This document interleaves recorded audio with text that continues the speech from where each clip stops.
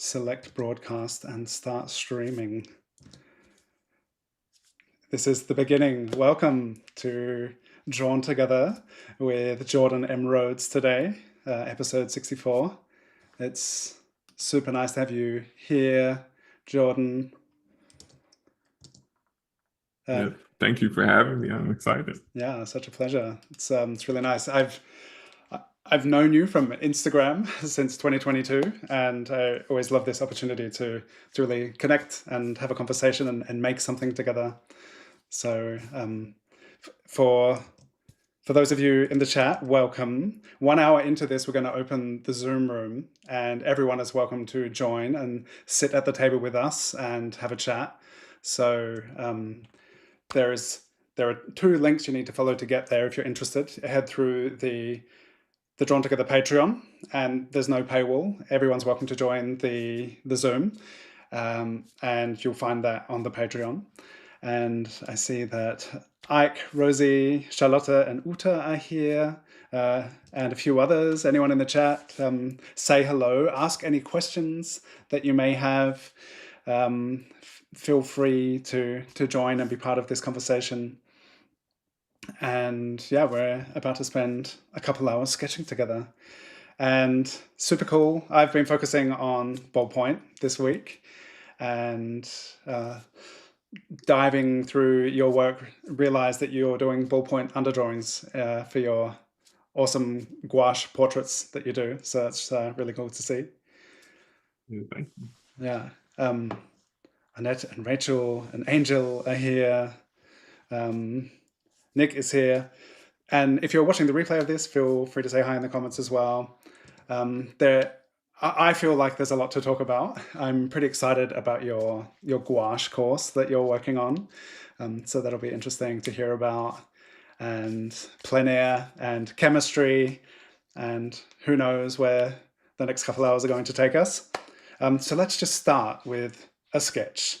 Undine is here. So the reference, which is here, there's a link available in the description of this video. So if you head down there, you'll be able to follow that link, get the reference, and work from that together.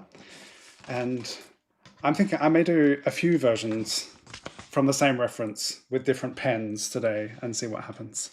And for those of you who are here for the first time, you're invited to just sit back and listen and learn and join the conversation, or you can draw along with us. And that's a wonderful part of these conversations, is we just get to just hang out together and make something. So, and we'd love to see your work. So there's also our Instagram handles in the description, and you can tag us and the Drawn Together show, and yeah, we'll be able to see what everyone has made after the chat. So I'm going to put in a 10-minute timer for like a brief sketch, and then we'll have a look at some of your work. And then after that, just open it up to whatever. So if people want to do a whole bunch of sketches or just work on one piece for the duration of our conversation, anything and everything is possible. Good. All right. Yeah. So we both taught. Oh yeah, I have my painting I did from your lesson back in 2022. I just bring that up here with the Sketchy Art School. Yeah. Oh wow. This was is that watercolor? Yeah, it's watercolor. Yeah. Oh, nice. And so there were we both taught classes in this 30 Faces 30 Days, and those were a couple that you led. And yeah, I really enjoyed your work and your teaching style. So it's been great following you since then. And every time you pop up on Instagram, always excited and inspired to see your work. So yeah, thank you for the inspiration. Thank you. Yeah, thank you so much. I appreciate it. Likewise, like your line work and pen sketches are so confident. So confident and like direct, and it's nice to see. Yeah, it's big fan for sure. Yeah, I'm really excited by your color work and the confidence and the boldness you bring to that. So I've focused a lot on line over the years, and Yeah. that direct drawing and color is still something I love, but I don't have the same direct boldness as I do with ink, for example. Yeah, Yeah. yeah, It's funny. You actually have more, I would say it's more forgiving than ink. Ink, like whatever you put down, that's kind of what it is. But yeah, yeah. Interesting. I was um, I was talking with my wife about my kind of trepidation with using color, and she's like, "But you use ink," and it's just like you can't. It's so permanent. So yeah, exactly. what's the hesitation with the color? Yeah. So I that is an ongoing kind of quest of mine to bring a bit of that ink confidence to the color. Um, yeah. I think you'll be able to pull it off pretty seamlessly. Right. I'm so on your website, your About You page shows you in a lab coat as a chemist, and I remember checking that out and a couple of years back and being yeah found that intriguing. So I was wondering, are you still working as a chemist? Is there a No, that was so yeah, a couple years ago, when I started posting online, at the time I was still in graduate school yeah for chemistry, uh, working on getting my doctorate in chemistry. And I graduated, so like I defended my thesis on a Friday, and this was in March of 2020, and we all know what happened yeah yeah then. So the very next Monday after defending my thesis, everything shut down. oh wow yeah Um, yeah, so I just kind of from there I just transitioned into starting taking commissions and opening it up to like actually trying to make money with art. yeah Before I was just doing it for fun as a way to relax after working in the lab all day. But um, yeah, it's funny when whatever I'm drawing, it's like it's easy. I like lose track of what I was trying to say. yeah yeah yeah. It's But it's funny. Yeah.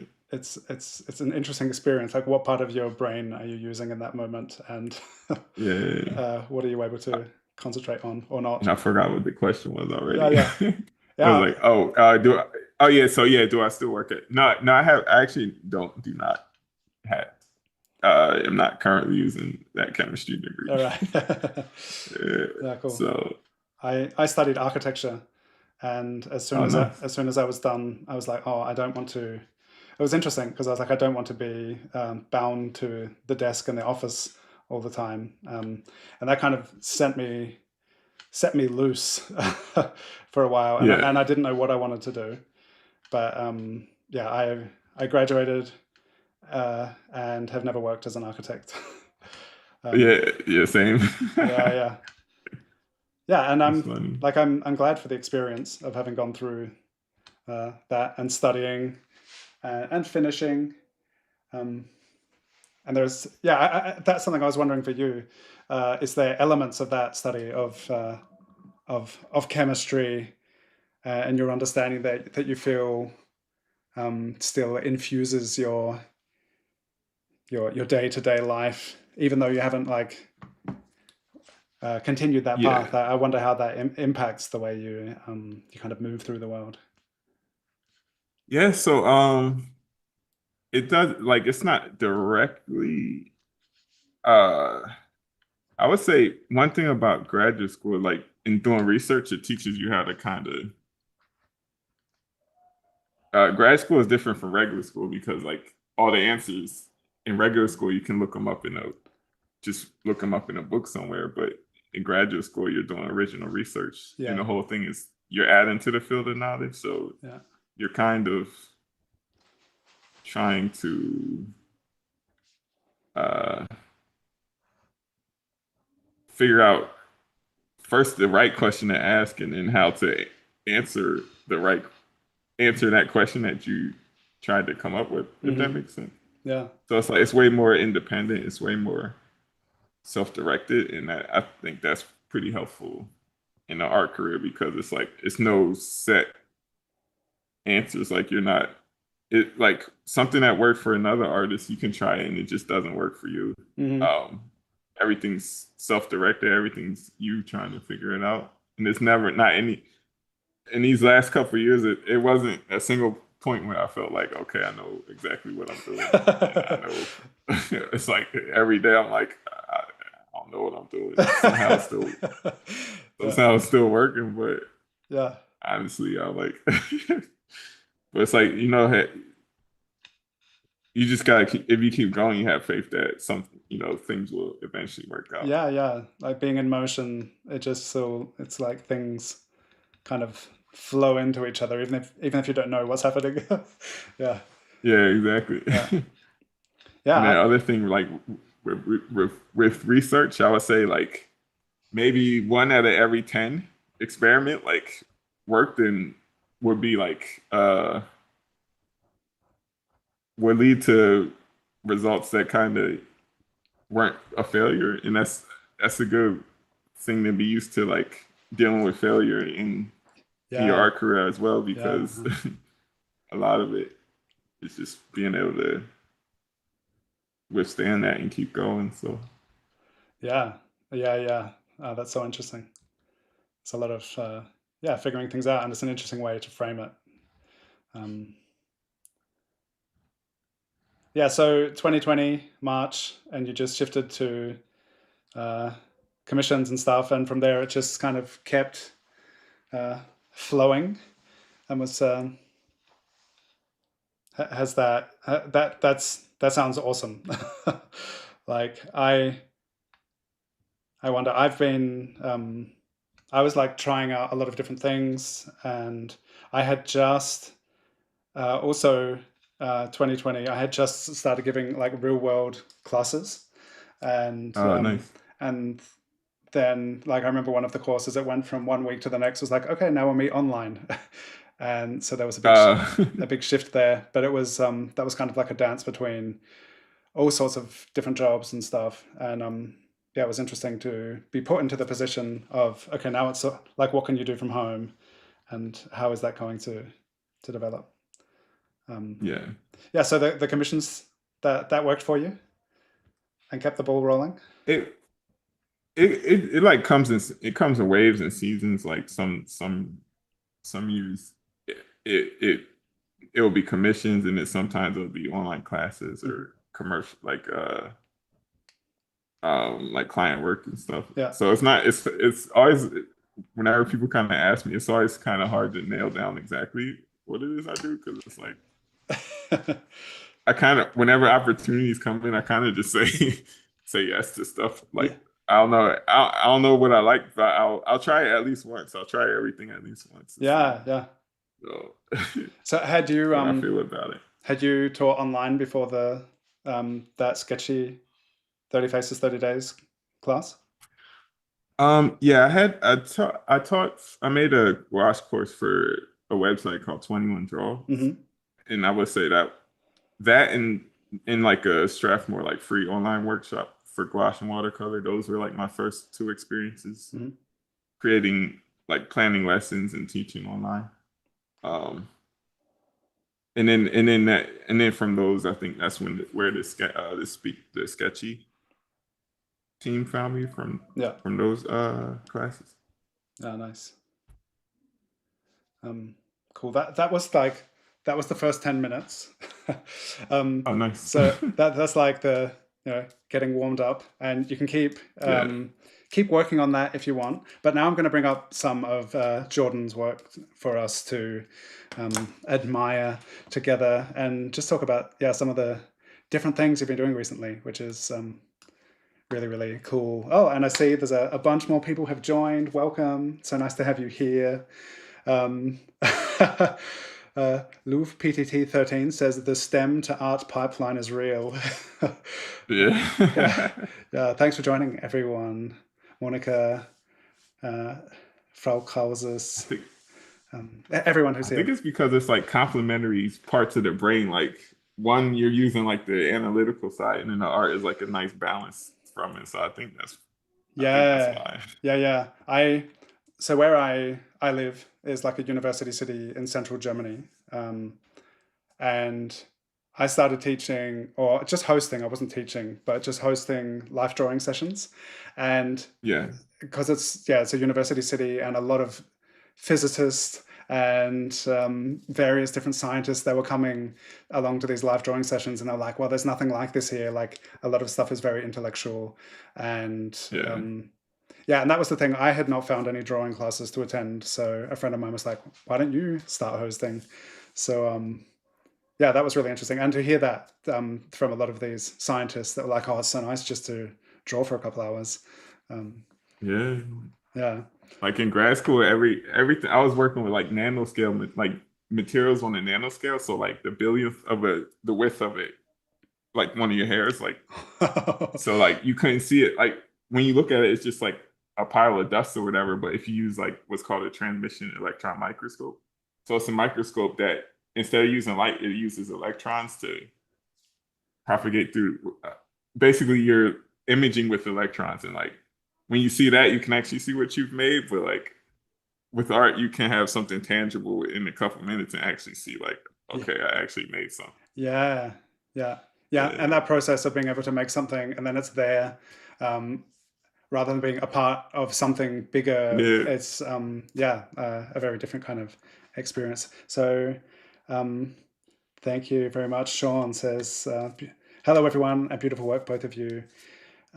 Angel asks, how do you navigate the transition? I'm going to bring out some work and we'll get into any questions, and everyone is invited to be part of the conversation. But let's have a look at some of this amazingness together. Yeah, so cool. Oh. Yeah, start with some self-portraits. It's Yeah. been really interesting to notice that through the years that you've done a lot of self-portraits, which is great. Um, That's yeah, just like whenever I'm like don't know what to draw, like kind of bored of drawing like Pinterest reference, I just like set up my iPad and snap a quick yeah, that's great. quick photo and like Cool. Always having a willing model on hand is a great for advantage free. of the self-portraits. Yeah. Um, yeah, and this is really cool. Like because I haven't really thought about the ballpoint pen as a drawing tool much, but since I'm doing it this Oh week yeah. and then I've been looking through your work, I was like, oh wow, you're starting with that. That's like the jumping off point before you start painting, which is really exciting to see. Yeah. With when you use ballpoint, do you find that you draw more confidently? Because one thing I found it helps me draw more confident. Like when I was using pencil Hmm. or graphite, by being able to erase, I would like put something down and not like it and Yeah, erase yeah, yeah, it. yeah. But with ballpoint, whatever I put down, I mean, you can start off drawing lightly Hmm. to establish it, but Yeah. it just helped me be more committal with the lines and Yeah, I think that is like uh, the big lesson to learn from ink. That thing of committing. And I had yeah, I'd been working with graphite for a long time and constantly doubting everything, erasing, spending so long on one image. And that was the thing. Once I started working with ink, that it's like, oh, um, okay, now I put that there, and I'm going to have to live with it. And yeah, exactly. yeah, and I really feel like it accelerated um, my ability to be able to commit to a line, to be able to see something and start drawing. So yeah, that is definitely a big win from working with ink, I think. Yeah, Yeah, and it's I have the same exact experience. yeah, yeah, and then it's like disappearing under these incredible gouache pieces. So it's this like super strong foundation that you have, and then the gouache on top. Oh, and these digital pieces also amazing. So I'm really excited to see like the different approaches, different things that you're doing. Um, yeah, and that's Thank you. so nice, and it's cool to see like the the sensibility in your mark making. Like I really see your gouache in your digital work, which is really nice to see. Thank you. Yeah. Yeah, it was all kind of like I basically tried to figure out a way to paint the same way digital that I do with gouache. Mm-hmm. And the way I paint with gouache is just informed by the brushes I use. Yeah. For whatever reason, I was just more attracted to flat brushes Yeah. because you can just you can cover like just flat areas of color and also just carve out different shapes. It feels like kind of sculpting with the paint a Yeah. little bit. Yeah. And then I just tried to make a brush that mimics that in Yeah. digital. But Nice. digital, you have control. You have the undo button, which is nice. Yeah. Yeah. Yeah. And then, so I was like genuinely excited by seeing you getting on your bike and riding out and finding a place to paint. Oh yeah, Like, yeah. you've got some really amazing reels. If people aren't familiar with them, you have to go to the Reels tab on Instagram and see like these plein air adventures. Um, yeah, but when I saw you just getting out somewhere and like making work outdoors, it's super inspiring and something that I also feel like, oh, that would be something I Have you long. ever tried it? Yeah, I've painted a bit outside, but yeah, something I'd love to do more of. So it's always exciting to see when people are, um, yeah, doing it. And like this one here, I thought was so cool where you've got like is it the Apple's map or the Google map like painted Oh in as yeah, well. yeah. It's Yeah, I like to grab the Google like the map thumbnail, yeah, yeah, and then a couple blurbs about what the day, and yeah, then yeah. I read back on it, and like it puts me like right in that moment, and I remember like being in that specific day and Hmm. notable things that happen even years later. Yeah, yeah, and it's such a nice idea like that. Just that to take the time to be present and study something outside, like these great compositions that you're making, and then to have that the notation of what it was, what that day was about. It's so cool. Yeah, and really interesting for me because I've pretty much solely focused on portraits for a long while now. Mm. So seeing that, I'm inspired by many urban sketches and outdoor painters and stuff. But it's really interesting to see how people are putting that into practice. Yeah, these. It's funny because I get like if I draw the same thing over and over, like I get I get kind of bored. So like I have to switch it up in some way, whether it's like switching mediums or Yeah. switching subject matter or going outside or like if well, it's funny like with Instagram, like I know exactly what works, Mm-hmm. but I just like it's hard for me to want to just keep doing the same thing Oh yeah, over yeah, because that's like really kind of bored with it. yeah. These are so nice, and like these birds, and then like they're adding the birds to the composition in this sketch. This it's like you have these amazing sketchbooks that you shared. Yeah, just this thing of like there's a portrait, and there's also some amazing birds in there, or the Venus flytraps here, adding those different elements. Because I feel like the portrait is always new and always interesting, but that the idea of Yeah. like how to bring a kind of a story to it So and something a bit different. yeah. Yeah, yeah. And these are the last ones I have. Back to you. um, yeah, and I don't know from what I saw, it looked like um, a rare pencil sketch um, I found here. Yeah. Yeah, I've been in the last couple of months. I've been getting more into. 'Cause I go to figure drawing every a couple of times a week. Mm-hmm. So I've been getting into really trying to have more fun with graphite. Figure out a way of working with graphite that kind of speaks to me. Yeah. So yeah, I've been into graphite a little bit more recently, but Yeah. And how does it feel to? Because that was the process I went through after I kind of I didn't touch graphite for 5 years after discovering ink, mhm. and the kind of confidence that came with like first making those drawings that really felt bad. You're like, oh no, Yeah, I can't change anything. Everything's yeah, wrong. yeah, yeah, But you've got to. That's part of it. You've got to go through that, and then yeah, just gaining that confidence in it. And then when I came back to using pencil, it was like, oh wow, this is like yeah, yeah, this is really cool. Like to bring. yeah. Mhm. Oh, go ahead. Sorry. Yeah, just bringing that the confidence developed with using ink, but be like, oh, there are like there's all this subtlety and all these different things you can do with it. It's yeah, how's that been for you? Yeah, exactly. It's like so before now that after working with the pen now, like with pencil, I'll still kind of draw the same without like having to put a bunch of guidelines down, but Hmm. just having that same line confidence. But now it's easy. It's way faster to shade. Like when I shade with pen, I have to do like these hatching marks. But with graphite, I can just like I like using a blending sponge or like one of those blending stumps, Yeah, and I yeah, can just cover a big area at once and yeah. then like erase out to The, carve out the shape that I want. these things, the blending Um, stump, so cool. Yeah, yeah. yeah. And how long have you had that figure drawing practice going? I've been going regularly since I moved up to Rhode Island back in 2022 now, 2022, 2023. Hmm. So it's been about 3 years now, Oh, nice. 4 years.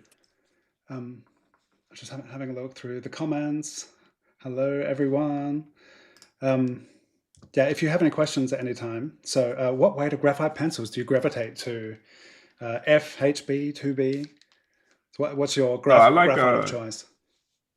I like 2B. I like a softer lead that gets dark pretty easy. Yeah, yeah, Um, because it also it blends blends nicely. yeah. If I was gonna paint on top of it, I would probably use a HB because anything softer than it kind of bleeds. Yeah. Like the water will pick it up a little bit, but that's only really an issue for watercolor gouache. It doesn't matter because it's so opaque. Mm.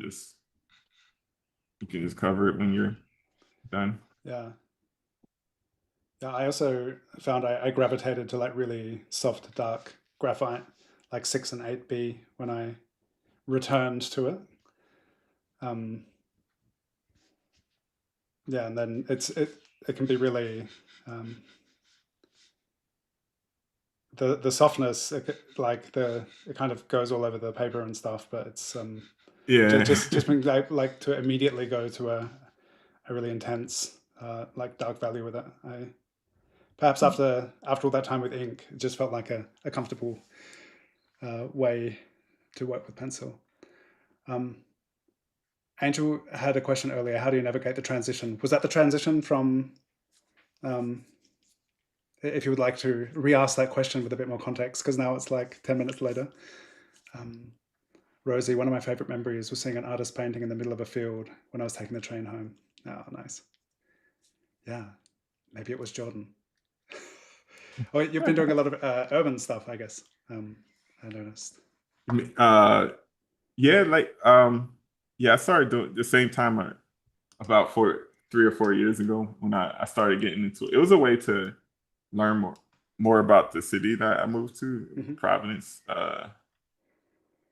Just getting out on my bike and riding around and stopping to paint if I see something cool. Yeah, Um, that's a good way to learn your new environment. yeah, And get out of the house because before I would just be in my studio all day, not really being too social or anything, but painting outside, people will always come up to you and start talking and asking about your work, yeah, and that definitely helped me with confidence and just being able to speak a little bit, a little easier, and because before I mean I think I still kind of lean more towards the introverted side, but mm, um, at least when it's in an environment that I'm more comfortable in, it's a little easier to talk, be more vocal and expressive. So, yeah. And do you have any like really memorable encounters, um, or yeah, well, strange things that have happened when you're painting yeah, out in the city? yeah, some guy. So this was back when like crypto, NFTs and cryptos were really big. Some Mm. guy tried to like recruit me into a crypto scam when I Okay. was out painting. So I'm just like I'm painting like a beautiful like part like a it's like a coastline park. It's called India Point Park here in Providence, and it's like I'm just painting, where the water meets the ground and the pier. That's the word I'm looking for, like the pier. It's just a nice day, and he just comes out and he's like trying to pitch his NFT crypto scam to me or whatever, and I was just going along with it, just nodding and smiling. But yeah, he gave me his business card and everything, but Mm. I didn't. I didn't take him up on that opportunity. I wonder what would have happened if you did. Yeah, man. I mean, NFTs didn't really work out, but Yeah, there yeah, was a window where crypto kind of worked out. So yeah, at least for a short amount of time. yeah. I had a friend come visit once and was checking out my work, and it's like, oh, you got to do NFTs. All of this could be NFTs. You could make NFTs out of all of your work. And it's like, Yeah. uh, maybe. I wonder if that ever worked out for anyone really. Like, it went pretty I quiet. mean, I know it's Beeple, and he got like $69 million off Oh of wow. it. Like the people the early people. I mean, it's that's how it is with anything. Like the first people in Hmm. kind of get see all the before all the hype really comes through. Yeah, But everybody else, everything else is kind of yeah, not doesn't work out quite the same. yeah. Um, oh yeah. Andrew asked about the transition from grad school to full time artist. How that Oh yeah, how you navigated that. yeah. Transition from grad school. Yeah, I mean, it was nice because I guess at the time I didn't have any other thing going on. Hmm. When I moved up to Rhode Island, I mean, for a while I picked up like part time remote job just to fill in the gaps because the thing about the art stuff is not always the most consistent. Hmm. um, so yeah, how did I navigate the transition? I mean, I guess I kind of was lucky in the sense that at the time I had already been posting on Instagram, so people were kind of knew I were asking for were Yeah. asking me for things already. Mm. So Oh, nice. that So it was kind of like that was already in the background. Like yeah, this is yeah, it was a kind thing. of but it wasn't something that I like kind of intentionally was building. I was just kind of posting online just for fun, like to like I had no intention of. It's kind to be completely honest, it's kind of something I just fell into a little bit. Yeah, that's great. That's not like the most useful answer to be honest. Um, I I'm guess that. Go ahead, sir. no. What do you guess? Yeah, I mean, the I would say pursuing things that you're genuinely interested in can lead you to places Hmm. that Yeah, you might want to go. But in terms of like planning and being intentional, that's something that I've always struggled with. It's something that kind of holds me back a little bit. okay. So I'm probably not the best person to ask about that. um, But you seem to be pretty intentional with your social media use, which I'm impressed by. um, because I feel like I'm on Instagram all the time, oh and yeah, and and there's something that you mentioned was that you try not to be on it during the day. Um, yeah, and I wonder what's that been like for you? Because you said you were already on Instagram posting, like had a bit of a following, but yeah, what is that? Your um, yeah, how to put it? Your what is your relationship um, to Instagram and social oh media yeah. usage? At least now, I mean, it's out of necessity for the moment because I was getting too distracted, and I really have to lock in for at least to finish a couple projects that I have going on right now. Yeah, yeah, so I've been really trying to just because you go on it and then like you blink your eye and like a hour passes. And it's like, yeah, all right, yeah, I have to get this under control. yeah, yeah. So that's the main reason, at least for now, because I'm trying to finish up this course and like some other things that I'm working on. Hmm. So yeah, that was kind of the main reason. But yeah, I don't want to give the impression like I'm some like a really Super disciplined Instagram user. out on social media or apps or anything. Is I had to limit my use because if I go on it, then I just don't get anything done. So Yeah, yeah. Well, that's it's that's also it's good that you're doing it that it's possible. yeah, Because yeah, I know with me like oh go ahead. even today, there was one specific thing I wanted to do. I wanted to write to someone, and then I opened up Instagram, and then I'm just like, poof, like like sucked into whatever it was that I saw, and then like just Yeah, and then the next thing was like, wait a minute, there was something I actually came here for, and just to be able to like focus and use it rather than be used and absorbed by it. yeah. What I've been doing recently that kind of helps me focus on at least smaller tasks is like I just set a stopwatch like counting up. Hmm.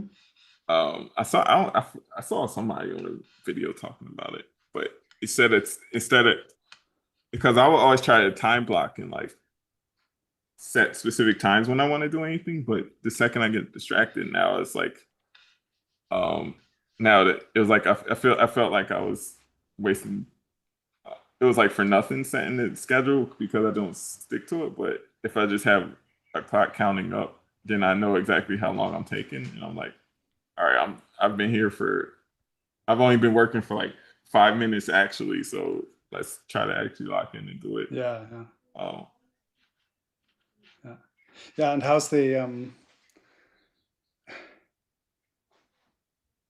the course going? Like, do you have a timeline, or do you already know it's got to be done by then? yeah, first week of June, so Okay, trying to wrap it up. yeah, Trying to wrap it up. cool, Probably be making an announcement about it pretty soon. So, nice. um, but Is anyone here in the chat here for news about the upcoming gouache course? Uh, I'm pretty excited about it. Like I don't know anyone else who's using gouache the way you do. It's maybe I'm just not. Uh, I don't know. a lot a lot of people use it for like landscapes and stuff, Mm, but not you don't really see that many people use it for portraits. I know Charlotte Blueshine Art, who's also here in the chat, does a lot of amazing gouache. So much cool stuff, but using it in a very in so many different ways actually. So it's always great to see like how someone takes a particular media and uh, applies it. And yeah, what you said about using the big brushes, the flat brushes, Yeah. that's also something that I really enjoy, like with watercolor as well. And also the calligraphy pen, like this pen right here, is basically like a flat brush, just a small one. Oh, is that one of those rolling pen? Not rolling. Oh yeah, It's a yeah. I have one of those. I like that. yeah, yeah, It's the green one was like the flat.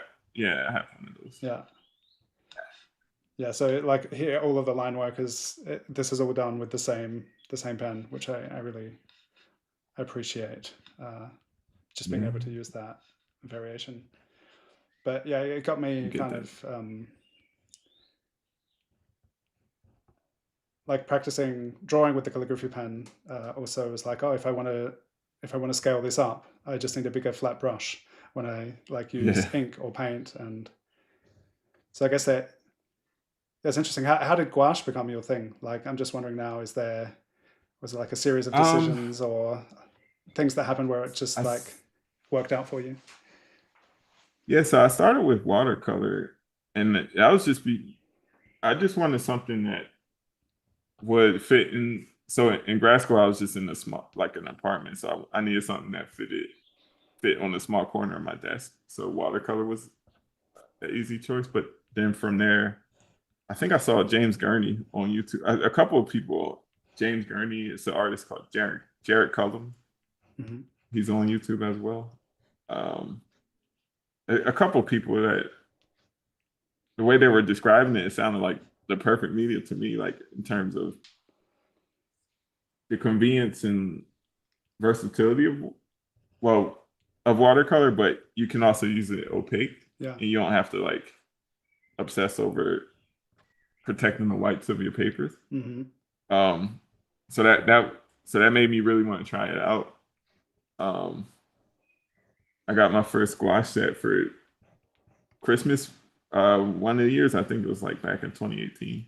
But it took me all the way until the following summer to finally like actually use it and try it out. And then when I did, over time, I like just kind of got obsessed with it. Yeah. Um, it's just so fun to use. It's really versatile, and I like paint. I like working in sketchbooks. So it goes really well in mixed media sketchbooks as well. Mm-hmm. Yeah. Do you have like a go-to paper that you love? Yeah, I like this. What I'm working on now is this Strathmore mixed media. Mm-hmm. I like this one, or I like the tan mixed media as well. It's the same. Um, yeah, Strathmore tan mixed media. Basically, they're both. Um, this one is nice because it's 100% cotton, so it actually takes watercolor pretty nicely too. But this tan mixed media paper, this one's cool too. It it's a nice thick paper, and it really holds like all your. It doesn't work that much when you paint. I didn't position this, so the head's gonna get cut off.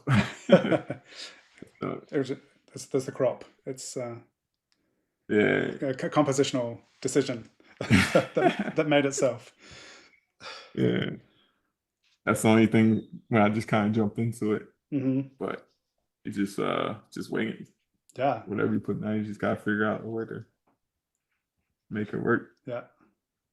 That's a good lesson to learn. I wish I was like that with every aspect in life. For drawing, I'm like whatever is, I'll make it work. But everything else, I'm like not as chill and like Yeah. overthinking stuff. If I just apply that same lesson to everything, I think it'll be pretty cool. Yeah. Yeah. Yeah.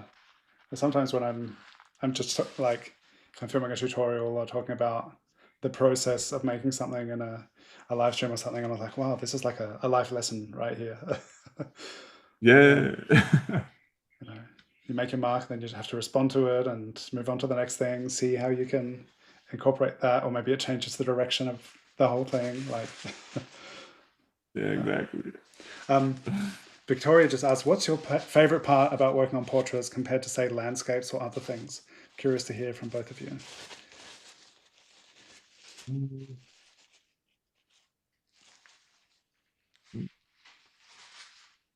To, to me, I honestly kind of think of both of them the same. Like I just think of it as I'm looking at shapes and blocks of color. So like whether it's a landscape or a portrait, I honestly kind of just thinking of it the same way. Hmm, that's a good question. I gotta think about that a little bit more if you wanted to answer it to me. Yeah, I really I I like people, and I enjoy like just meeting people, getting to know people. And there was something. So as I was when I decided that I wanted to really focus on getting better at drawing and painting, I had no real kind of vision of what I was going to do with it. I was just like, I just want to make something beautiful, make something cool. I don't Hmm. know what I'm going to do. So I went through all sorts of things. I thought maybe I'd do kids book illustration or fantasy illustration, and I did a lot of landscapes and still lives, and it felt like a very overarching kind of just try everything out. Hmm. And I enjoyed everything because there's lessons to be learned from everything that you look at and try to draw. But yeah, as I had like just growing up and also traveling, I from when I was um, 2004 to 2010. I left Australia and went to Europe and traveled, and also spent some time in like Central Americas, and traveled and just met lots of people, and I just really enjoy connecting to people. And there was I think it was like New Year's Eve. Went for a walk with my wife before we had kids, and it was kind of like I'm like I feel like I'm learning all this stuff, but I don't really know what I want to do. And just somehow out of the conversation, just came like I'm kind of most interested in people, and I would just love to Mm. like even if you don't know the people, it's a different a level and layer of experience when you do. Like it's super cool to be able to Yeah. connect to someone, knowing who that is. Um, but I realized as I was like just practicing sometimes back when I was doing everything, I could like grab a photo from a magazine and draw that person, and it's like wow, it's like it felt like a really interesting kind of connection, even though that person doesn't know that I'm drawing them. Hmm. Hmm. Just to be present with this anonymous person in such a Yeah. like yeah, that's something which for me like never gets old, and it always feels new and different. Like no matter how many portraits I do, it's like it feels like a new thing each time. So that's yeah, I love portraiture. Like other stuff's cool too, but and I think in the terms of just the way you look at shapes, shadows, and light, and how things fit together in compositions, like everything kind of feeds into each other. But as in terms of subject matter, I'm really into portraits. Mm. That's cool. Yeah. Yeah, mine is. I'm like, mine isn't really as deep. I'm just like, I think it's good. It just looks kind of cool. It does. It looks I very don't cool. know. Yeah. Yeah, yeah. Like I always have trouble when it's like artist statements and stuff. Like, why did you paint this and what's the meaning? I'm like, I Yeah, just thought it looked cool. Like yeah.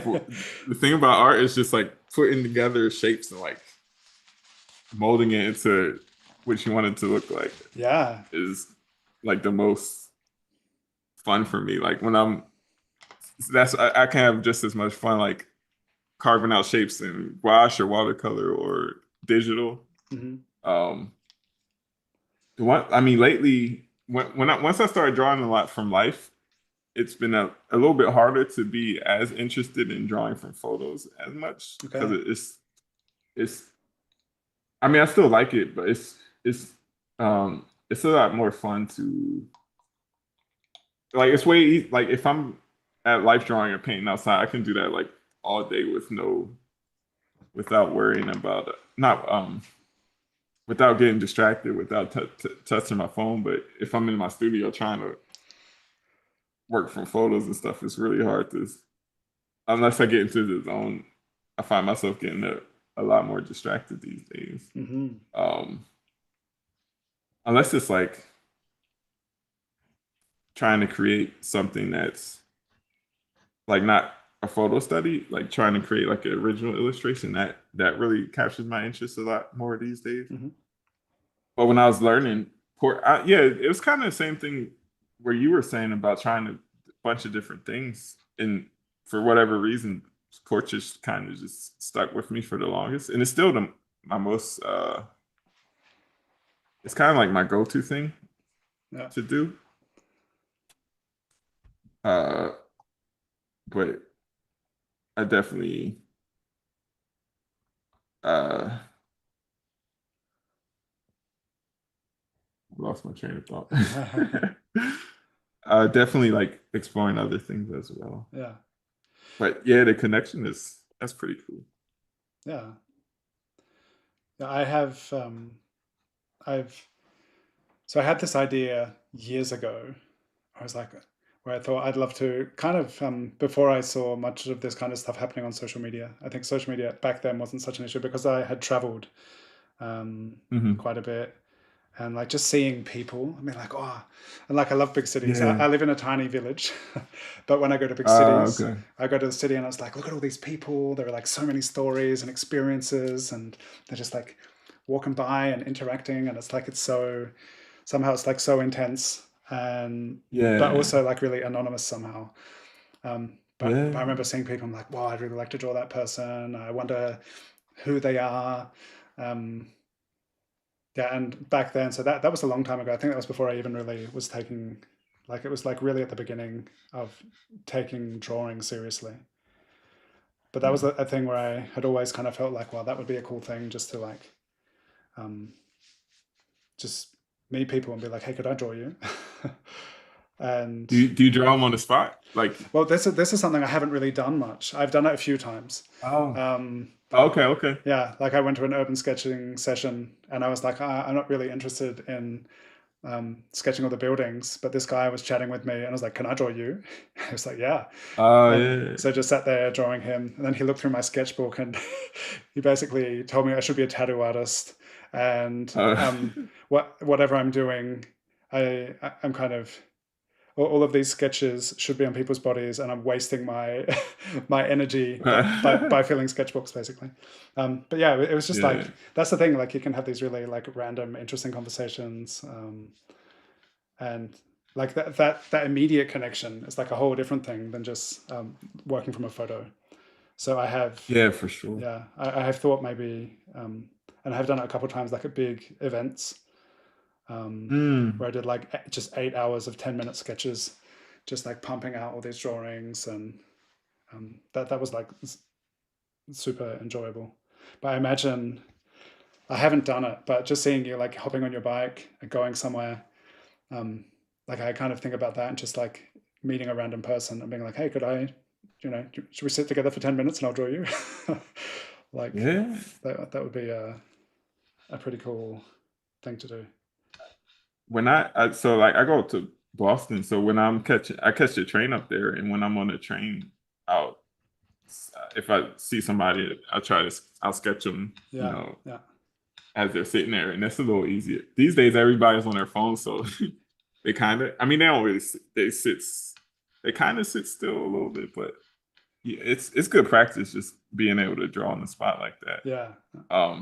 Yeah, that's always really fun. I gotta get into going to more cafes, like to do cafe sketching. Hmm. So I don't really drink coffee, so I don't really go to cafe. I mean, I guess they have tea Yeah, at cafes, but I like sketching on a train, sketching people on the train. yeah. That's always really fun. Nice. Um,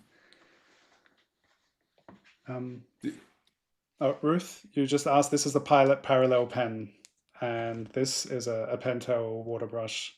So all of the like the midtone was just taking this water soluble ink and pushing it around with the water brush. Um, oh, this is kind of heading back. Oh, there are a couple of questions that we can return to here. So on the topic of materials, Linda asked Jordan what gouache paints do you find the best to use? I have a mixture. Um, and I keep them in this. I don't like carrying tubes around with me, so I keep them in this palette. But I have a mixture of M. Graham, uh, Winsor and Newton, My Mary, and Daniel Smith's gouaches. I just tried the Daniel Smith gouache. It's really nice. It's similar texture as like M. Graham gouache. I would say M. Graham and Daniel Smith are kind of texture wise my favorite gouaches because they're really creamy and they reactivate really well. Um, they're a little bit more expensive and they might be kind of hard to find at least in stores, but uh, I would say those are my favorite gouaches. Uh, Nice. Yeah, I got some acrylic gouache, and I thought that's what gouache is, but it's not. You can't reactivate it. So that was, I guess, that's also kind of similar to ink in a way, where it's like you yeah. put it down and then it's done. And um, but yeah, I think was it when I was talking to Charlotta, who's here. I think it was like I was talking to someone. I think it was you, maybe someone else, but because Charlotte uses a lot of gouache, but it was like, oh, the gouache Mm, that I thought is gouache is not actually really gouache. So yeah. yeah, having the right materials can definitely have a big impact on your sense of satisfaction and control. Yeah, I like both acrylic gouache or I kind of switch between the two depending on what I'm doing. Like this one's regular gouache. Hmm. And these two are acrylic gouache, but they kind of look the same. I don't know if you can see a difference. Cool. I will. Uh, but the acrylic gouache is nice if you want to focus on layering because since it doesn't reactivate, it's way easier to layer. If gouache, you can layer as well, but you just have to be mindful of the amount of water you're mixing when you're trying to do the layering. Okay. But regular gouache is nice because it's easier to blend. So if you wanted to do more blending, you can always come in at any time, even after it dries, and rework it. But I use them both pretty much, at least in the application stage, I use them pretty much exactly the same. It's just what you can do. You just have to be a little bit more mindful of what your intention is with the gouache at the time. But acrylic gouache is fun for sure. And another question earlier on, Sean Samuels, 7131. Who are your inspirations as painters, Dylan and Jordan? Sargent, Mucha, Sorolla, Michelangelo? Would love to know who you draw inspiration from in history. In history? Historically, I like the Golden Age illustrators, like Rockwell, and I like it. I don't know if he's Golden Age considered, but Robert McGinnis, I think he just died like this year, really recently, but he did like a lot of book covers and magazine covers historically. Currently, I like an artist called Andrew Hem. He's like amazing, I like his style a lot. I have his book somewhere if people aren't familiar with him. Who else?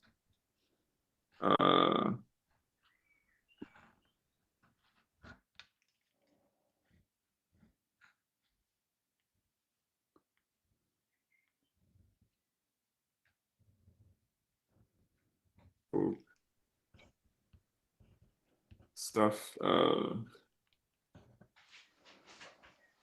drawing a blank right now. But I like a lot of different. Yeah, I like a lot of different stuff as well. I also like the Golden Age illustration. When I switched on to like, okay, I want to take this seriously.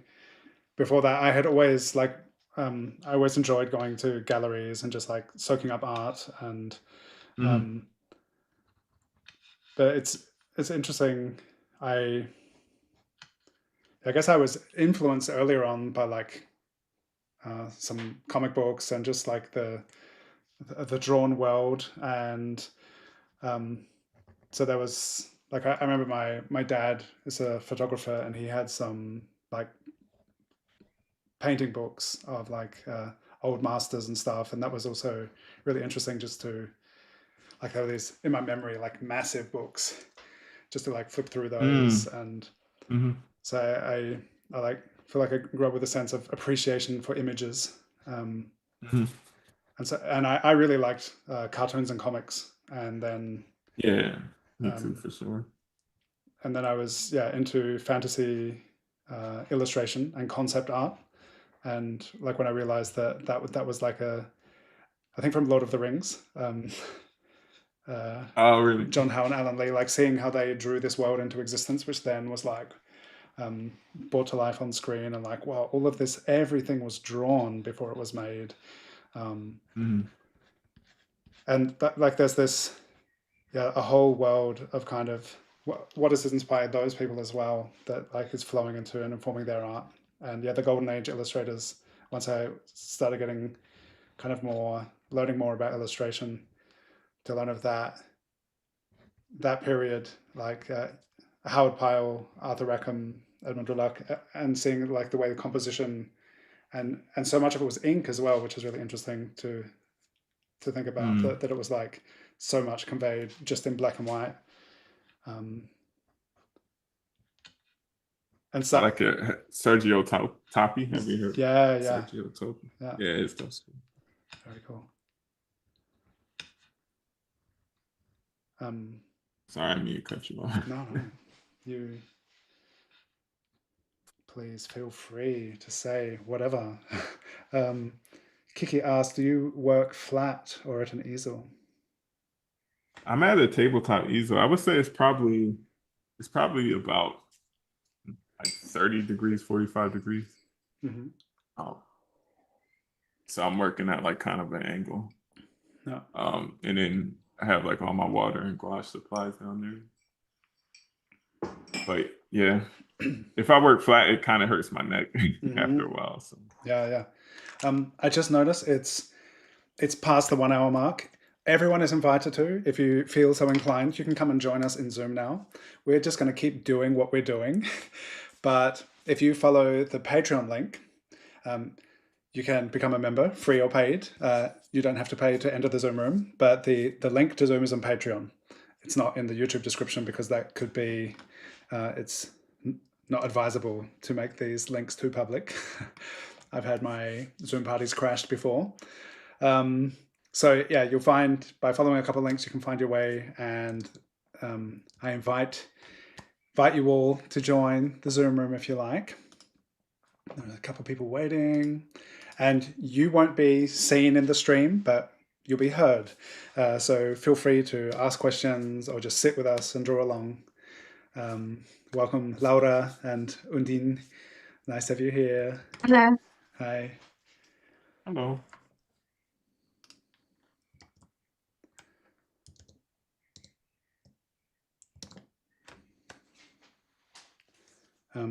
You're very welcome, Sean. So yeah, we're going to keep going for another hour. So this is basically, it's the halfway mark, and now Zoom is open to anyone who would like to join. But yeah, we just keep going, keep making stuff together and chatting. So keep the questions coming if you have them.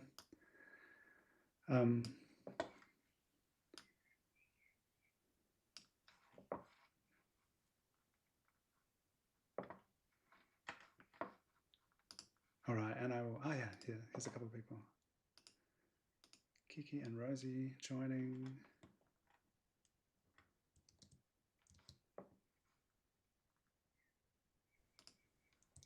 And if you're trying to get in and I don't notice, you can put it in the YouTube chat and say, "Let me in," because I may be focused elsewhere. All right.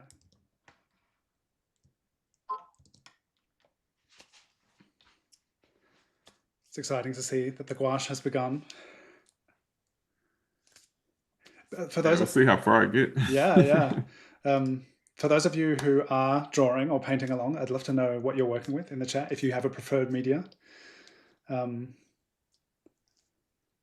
yeah, Kiki, the question about what the surface that we work on. So mine is fairly upright. I have an easel in front of me, and yeah, the thing of like the neck issues, the back issues. If you do a lot, spend a lot of time doing this, then it really your body lets you know about it. And Yeah. so I have like a variable workspace. I have like a standing stool. I spend a lot of time standing, or I can sit and make it very flexible and adjustable. Yeah, I'm standing up, right. I'm at a stand-up desk as well. Yeah. So that's a pretty a game changer in terms of being able to not have your back hurt after sitting all day. Yeah. Ruth, you asked what pen I was using. This is the Pilot Parallel pen. 3.8 millimeter pen. Rose is using graphite and blending stump. Nice. Nice. Yeah, the blending stump, that was also another, like the flat brush, the blending stump with graphite. Those are a couple of discoveries where I was like, wow. Yeah. And stuff that I had observed in other people's work, where it was like, oh, there's something really cool. This really great quality, like Elisa, who uses blending stump and graphite a lot. And I remember Greg Manches is a more contemporary illustrator who his painting is like, wow, incredible. Yeah, he uses a blending sponge. Like I got that. I have one. The brush I was using, Ruth, in combination with this pen, is like a Pentel water brush. It's just like filled with water to wet and activate the ink.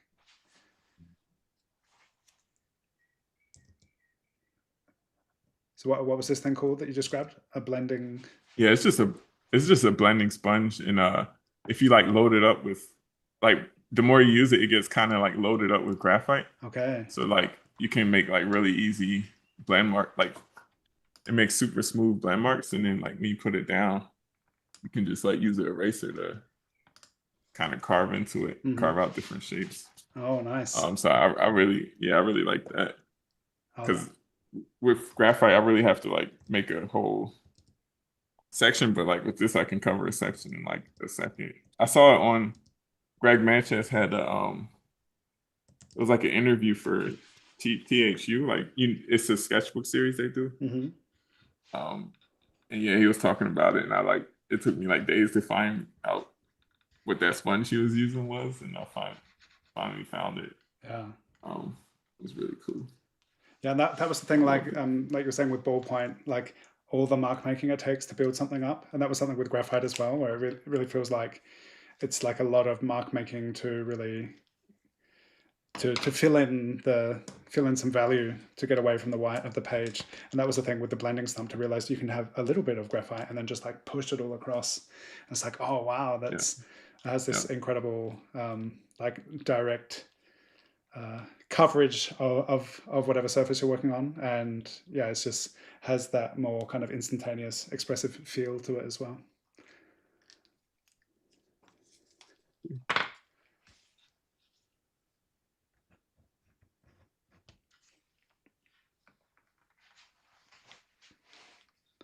Um,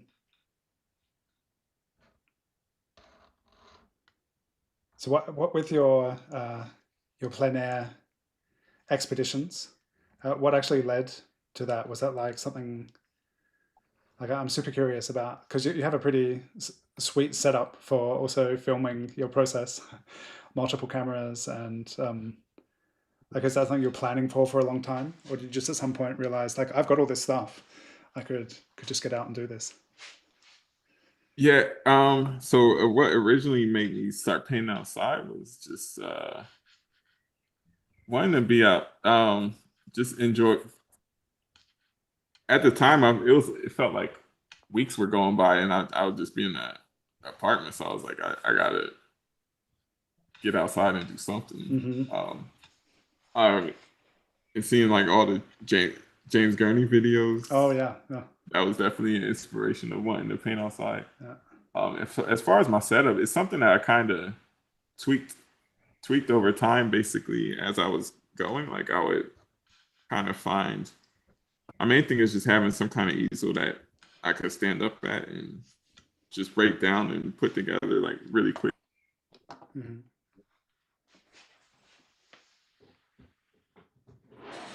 Something I can just grab it. Like my planer backpack is all. It's actually right here. Oh, okay. So It's like always ready yeah, to it's ready go. to go. Everything I need though, I have to. If I wanted to play there right now, I'll just put it on my back and walk outside. Oh, I amazing. mean, I would have to grab some. I mean, I'll have to take my paint with me or whatever, but Yeah, it's all packed and ready to go.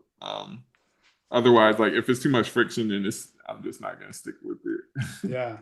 uh, as far as the cameras, those are just action cameras. Mm-hmm. Um, these little, these little like go. This is the DJI action camera, and then this like friction arm that I can attach to the easel. Mm-hmm. Um, but yeah, everything is optimized so it just can fit in my backpack and I can just go out at any moment. Oh, And I use the same setup to go to life drawing, so it's perfect for that as well. yeah, nice. Yeah, that's So I got it.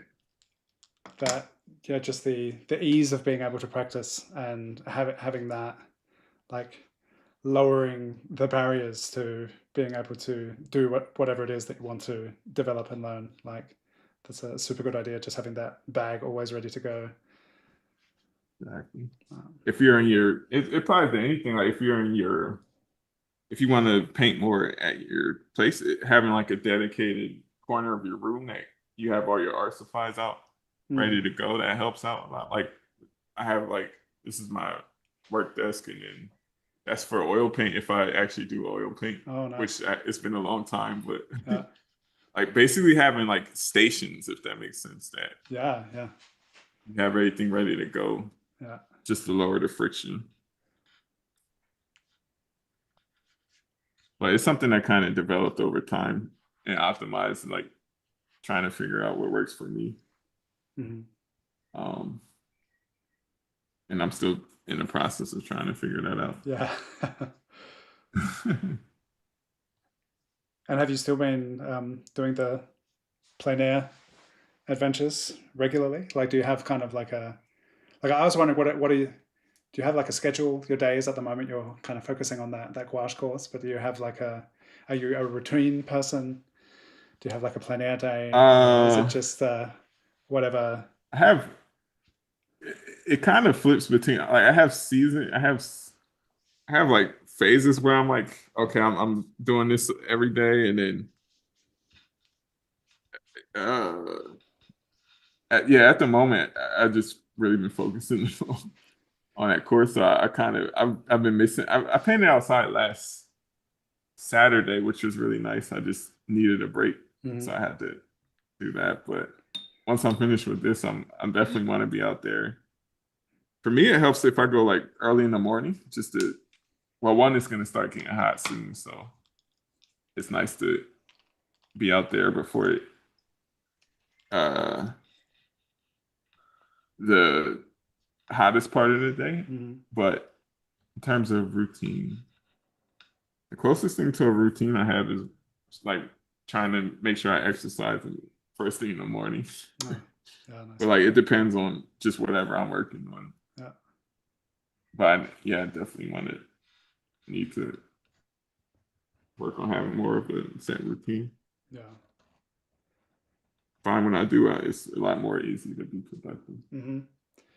Yeah, that's also something that I've always keep trying to figure out because like Yeah. where I can get in the zone, could just like paint all day or draw, and but like need to move, and I think that's part of like developing the workspace. So it's like you can move, you can sit, stand, or just have like the opportunity to like even do some exercise in the room or to get out and do something, and making it kind of Mhm.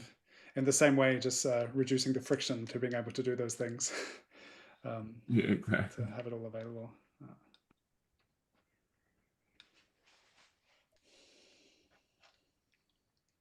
Linda loved seeing the setup. Um, Victoria Thank you. has a good question here. What do you two find works best for your workflow when it comes to making a living as an artist? What's been the most effective for you guys, doing commissions, workshops, or something else? So what insights do you have? So the commissions, you already had a bit, and it sounded like that was kind of the catalyst for like focusing on commissions in lockdown. Um, but yeah, how has that kind of developed for you, Jordan? Um, it comes in. I mean, these days it comes in waves. Like for now, um, I mean, I can't. How do I get commissions? I'm. It's hard for me to. I kind of just post it like people find me online. Mm-hmm. So that's like bad. That's bad advice. I would say don't do that. I would say be more intentional and like don't be afraid to cold outreach and stuff. Mm-hmm. At least I guess I kind of get lucky at the moment where people reach out to me for things. No, that's great. Um, I hate giving that answer because it's like you can't wait. What can you like really do with that? Yeah, yeah. Uh, mm, but Um, that's honestly what I did. So it's not. yeah. I Um, I decided, um, must be now 10 years ago, because I have three kids, and with the birth of the second one, I was like, now I'm just gonna do art and parenting, and it was pretty slow in the beginning, And I also wasn't really sure exactly what I was going to do, but I had started getting some commissions and some stuff, which at the time, like it was basically like, oh, you can draw, can you do this? Um, and it took a while to really, like I had a few jobs that I worked on, and which I was thankful for to get paid to draw. But it was like, oh, this is not really, like I'm not excited about this. It's not interesting. But there's always like an opportunity to Yeah. learn. Um, but there have been like, yeah, I found it pretty difficult, and it's something I'm still learning. Like the whole business side of things is Yeah. there's like there are all these different skill sets that we need, right? And um, a lot of what has um, like teaching is something, just being with people. I think it helps that I, like I said earlier, about enjoying portraits because I like people. And at some point I realized rather than trying to sell a picture or find someone who wants a painting, it's different if it's like a painting or if it's an illustration commission or something. But trying to acquire clients, I have found challenging. And I'm also open to commissions if anyone's interested. Pretty much open to anything, you know. But I realized the thing that I really get a lot out of is that the creative process, and I felt like that is something that I can pass on to people. So teaching the past years has really been a focus, and something that I feel like I can, like in the teaching, I also have the opportunity to create and like share that process of creation. So it's something that I keep learning, and then I am able to share that in a way where I see other people excited to be learning as well. So that's a wonderful, rewarding thing to be able to do. Um, yeah, the other stuff like I still feel like I'm definitely open to the idea of like selling my work and doing commissions, but it's never been super easy. Like people haven't just come knocking like with Jordan. um, like I guess it's probably not all the time, but No, it's not all the time. yeah, No. yeah. But yeah, it's I feel like it'd be a really interesting thing to talk about and address more, because it's always like how do we focus on doing the thing that we love and that we dedicate ourselves to, and how can that um, how can we share that in a way that enables us to keep doing it and to share it with people, and um, teaching and sharing stuff online. But I feel like more and more I'd like to I feel like since it felt like I was in a good position with lockdown that I already had Mm. started teaching. And Hmm. then so 2020 Sketchy asked, because I had been participating and drawing along, and I was asked if I wanted to teach. I was like, oh yeah, sure. And I had started teaching in the real world, or the physical world already. Mm. um, Hmm. so then it was not like I was already kind of ready to teach. um, Mm. and it was something I really enjoyed, the interaction and sharing in that way. Um, so it's something that I was able to like keep focusing on more and more. Mm. Um, Yeah, but the last year, I've been doing more, trying to get into more, doing more in person, like teaching and workshops, which mm, is that it's fun. yeah, yeah. I also recently have done some in person. Like a one-way street where I'm just kind of doing my thing and people ask questions. But Yeah, when you see in person, it's really fun because you can come by in real time and interact and mm. uh There was uh something that you posted recently of some was it social Sunday, some event. Was that? Um, oh yeah, that's my friend Nicole here in Providence. She does she's a photographer. Her stuff's really great. But she's been creating like social events for like the local community, artists local in the community. mhm. Um, yeah, and it's been cool. Just once again, trying art. I don't know. I mean, I can only speak for myself, but I tend to lean more towards the more introverted side. So just doing things like that, Yeah. just going there, talking, connecting with people. Like I got unexpected, like somebody, like some opportunity have come out of that. Like somebody wanted to buy some paintings and stuff off of just showing up there and just talking. And I wasn't there like pitching or anything, Yeah. but Yeah. by putting yourself out there, people kind of at least know you exist and like know what you have to offer, and if they Yeah. like it, they'll ask you. Yeah. Just doing stuff like that. That's what I've been learning. Like for whenever I have like long stretches of just being to myself and not really interacting. Whenever I kind of go out and try to put myself out there, it's not always, but usually, kind of good things happen out of that. Yeah. Yeah. And it's been enough to stay afloat. I'm not definitely not like thriving, like financially free or thriving or anything like, but it's enough to at least keep doing what I'm Yeah. doing for now, at least. If I need to get a job, Yeah. Yeah. And I was now. also thinking I also had a lot of situations um, where just like at social events and chatting to people, it's like, oh yeah, so what do you do? And you get into a conversation, and um, like that so often has led to opportunities, which has been really really interesting.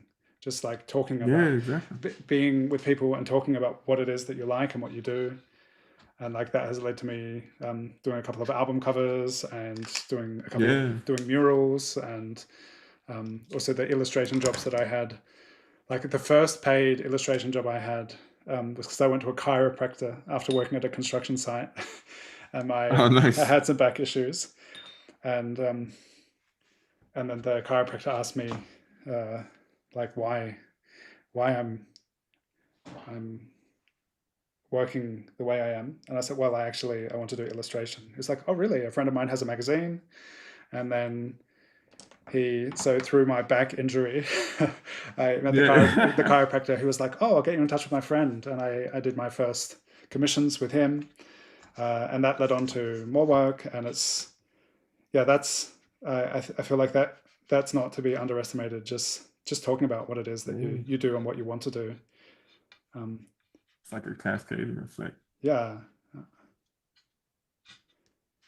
and even with the online teaching, like after I taught with Sketchy, then a couple of other platforms got in touch and asked if I would be interested in doing something with them as well, and which led to me.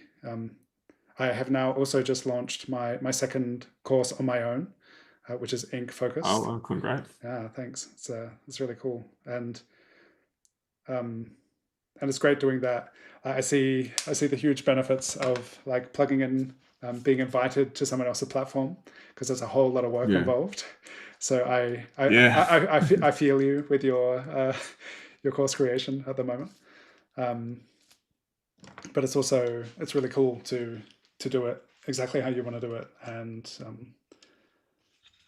yeah, so that's having that experience with on other people's platforms also led me um, to learn a lot about how these things work, and try it out on my own, and it's really really cool. So yeah, it's difficult. I feel like I'm not sure either of us have the do these things to live well as an artist, in terms of making money.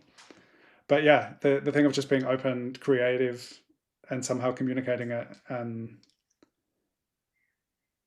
that it leads to things in our experiences, I guess. um, Yeah. It's yeah, it's good. Yeah, it's hard to, at least for me, it's hard to give good examples because it's like, to it's be honest, I just feel like I just keep getting, I don't know, maybe it's imposter syndrome, but I just feel like I just keep continuing getting lucky and like people just keep, that's a like right when I feel like, all right, now it's time to quit or it's not time to do something else, like something will come in. mhm, I don't know. That's amazing. Oh, that's that's not the best. not the best business advice. No, yeah, that's why I don't want to give. Yeah, If- I don't want to lead people the wrong way. So yeah. don't do what I do, guys. At least business wise, like Yeah, I guess, but practice a lot for sure. yeah, within that, it would be like enjoying what you're doing, like what you're saying, that Yeah, whatever it is that you're working on, to be able to, because I think that is through thick and thin, that's what can keep us going when we really, that we are interested in what we're doing. And that was the point where I realized, like with some of the commissions I was doing, I was like, wow, I will never show anyone the work that I've done here. Perhaps I should be doing something yeah, else. yeah, And yeah, when I had that conversation and insight to be like, oh, portraits is actually what I'm most drawn to. And I was like, but how do I now make that a thing rather than illustration commissions? And it is a winding and rewarding path, I would say. Linda says, commissions are so hard in my mind. They paralyze me. I'm not sure I'll enjoy what I have to paint. I just want to paint what I want to. yeah, yeah, My occupational therapist asks me if I do commissions, and I get scared. Rarely do they have a great reference. Struggled over the one in yeah, past days that wasn't comfortable with. I think that is really important as well. Like having good reference is worth so much. And I yeah, think part of doing commissions is being comfortable saying, this photo is going to not be the best for me to work from. And then perhaps it can be tricky getting the reference, but if you can give some examples beforehand, that's what I have found when I do have commissions. I'm like, references like this kind of lighting is something that I'm able to draw happily and confidently. But yeah, because sometimes you get something which has a sentimental value, and it's like, oh, this maybe yeah, this is yeah, really going to be hard to work on. So that I feel like an important part of accepting commissions is being able to communicate what is going to enable you to do the best you can do, and not to be afraid to say that this is not the ideal photo for me to work from, if it is a photo that yeah, is, yeah. yeah, definitely. Cause yeah, that could be really not the most fun part about like yeah, I mean commission, yeah, So it's a balance, like yeah, yeah, how do you feel with your commissions? Because I know some people who are like, commissions, no way. But I like commissions. Like it's a new opportunity to paint someone. But yeah, how is yeah, your experience with them? Like, because I know, yeah, that it, thing of like other people then being invested in it, having hopes and expectations. Is that something that you let? Like, yeah, um, for commission, I it's easy to kind of um for me, I'm not so attached to the by attached, like I don't need it to like for commissions, it's easy for me to be in the mindset of like this isn't for me. So it's like whatever they want. hmm, Not whatever they like it's easy to what am I trying to say? Like I know that the product is for it's for them, so it's more like I'm not super rigid on my create what I want to see for the painting because it's not for me. It's going to be hanging in their wall, so hmm, it's like more of I'm thinking of it as a service. If that makes sense. yeah, yeah. And is that then Um, something that you like? Do they say, I love this piece of yours, could you do this like this? Or yeah, is it usually, yeah, I like to for like I like to ask them like an example of like what they if they like they provide their reference and then provide a reference of on my somewhere on my page like of what something similar to what they want, yeah, if that makes sense. yeah, So like a style reference plus like the actual picture that they want painted. yeah, um yeah, that when I have had commissions as well, it's like, well, I could do this or this or this or this. So these are the stylistic kind of options, the directions it could go in, and then for that to be clear as well. And if something, um, yeah, having Yeah, the client be, active in making the choice, yeah, of exactly. like kind of where is it going, because that's something different when you're just painting for yourself, that it's I like like, working for it. yeah, um, where you just kind of see where it takes you, and it's an exploration and there's no pressure. But yeah, when it is like, okay, this should ideally look like this person, and be recognizable, and yeah, it's it's it's something different when other people are involved, but I still feel like it can be a fun learning experience for sure. Like Yeah, for sure. each portrait is an opportunity to like to see, to try something and learn something.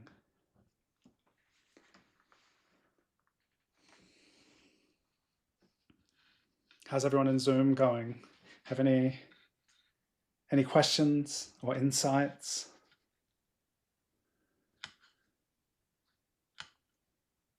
Tips on getting commissions? Tips on getting commission. Uh, it helps having some kind of presence where people can find you. Mm. Having a commission website where you clearly list out like all your options and prices and stuff. Yeah. That just kind of helps you at least get more serious inquiries. Definitely want to make sure you collect deposits up front. Yeah. So Um, I checked out the commission site on your page, and I was like, this looks really good. Like just explaining, this is the flow of this process. It costs this much. Um, yeah. So check out Jordan's yeah, commissions page on the the website. main thing is just you want people to you want whatever emails you have coming in to be people that are actually serious or at once, you know, like they go through the whole process and then find out the price and it's like, okay, uh yeah, it's too much or that's too little or Yeah, yeah, yeah. That's basically you want to cut down on how much emails you're writing back and forth to mhm. people that aren't actually interested. Yeah. But Um, hmm, marketing is oh, this is a kind new uh, something I've not heard about AI, but Victoria says nowadays AI can really help improve people's reference photos, and that makes the of makes the work a lot easier for artists. Some yeah, some people could just make the picture they want with yeah. the AI too. That was so that might have been a so like last year commissions were like really when AI kind of first came out, commissions like really dropped off a lot for me at least. Oh, okay. I don't know if it's correlated. Yeah. Well, it was Uh, I when people first started doing all these like AI portraits, I was like, oh wow. Like it just at first it was like there were a few things, like a few trends that people were getting on. It was like, oh, everyone's an astronaut, everyone's like I don't know, there were like a few kind of tropes and stuff that people were like saw this thing, I don't know what it was, but it was like everyone was the same things. and mhm. and I was like, oh, okay, people are being interested in these images in a new way. And yeah, I could Yeah. totally imagine like when people were just like, oh, I just get AI to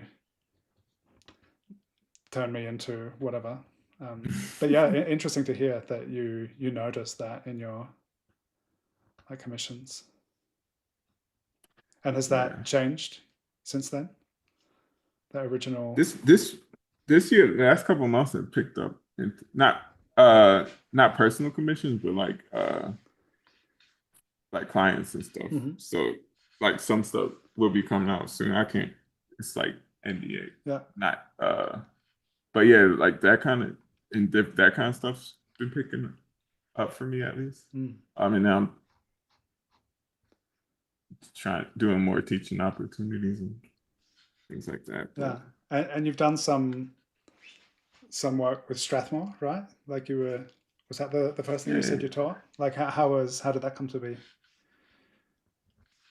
yeah. So over the, I mean, I guess when I was first starting my Instagram account, I would just tag whatever products I was using, Hmm. and over time, I guess they started noticing my posts and Yeah. like would repost it and share and stuff. And from there, like different opportunities came, like teaching. I did a couple online workshops for them. I'm a like a brand ambassador for them as well, Hmm. and then just like different working on different collaborations, like this book cover. That this is probably the coolest, like the sketchbook cover. Oh, cool. They asked me to do a sketchbook cover, which is fun. Oh, nice. Um, So, but yeah, just had a good relationship, just doing things over the years with them. hmm. But I guess they just found me through Instagram though. Oh, cool. Um, we've got like 20 minutes left, and I think I might start something else and see what happens with the remaining Yeah, I don't think I'm gonna finish this. 20 minutes. Yeah, well, Yeah. it's a beginning. It'll be interesting to see. um, it's so cool to see the process. Um, yeah, Linda. Cool. Mhm. Jordan, I have a question for you. Do you have an agent, or have you had an agent? No, I haven't. Been just kind of um yeah, I haven't had an agent before. So when you get any editorial like commissions, do you submit work to submissions to magazines and things, or you haven't done that yet? Yeah, had a usually I'll just get like an email in my inbox and they're like, this cool opportunity. I'm like, that sounds cool. I definitely want to work on that. Um yeah, I don't know this bad advice.